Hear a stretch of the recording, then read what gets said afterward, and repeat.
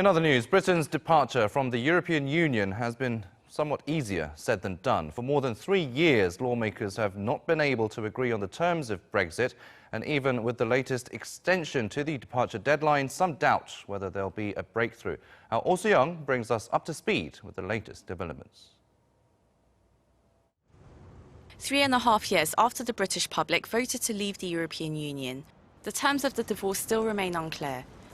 The original exit deadline passed this March and has been extended yet again from October 31st to the end of January next year. Just as the Brexit vote split the country down the middle, with 52% of voters choosing to leave, Parliament has been unable to agree on the terms of separation. Major sticking points include Britain's new ties with the regional economy and how to apply customs and manage the border between Northern Ireland in the UK and the Republic of Ireland. So far, lawmakers have turned down 4 attempts to pass deals the Conservative government has struck with the EU. 3 attempts by former leader Theresa May and the latest by Boris Johnson in October. While the government continues pressing lawmakers to pass it still, urging it to uphold the people's vote in 2016, Parliament remains in deadlock.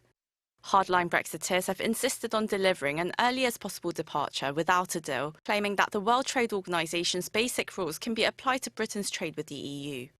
Some, like Northern Ireland's DUP, would like different terms of withdrawal. And those who oppose Brexit, including MPs from Labour and the Scottish National Party, are calling for a second referendum, while the Liberal Democrats say Brexit should be cancelled completely. The Prime Minister is now aiming to break the impasse in Parliament, where his party has lost its majority, by calling for an early general election on December 12th.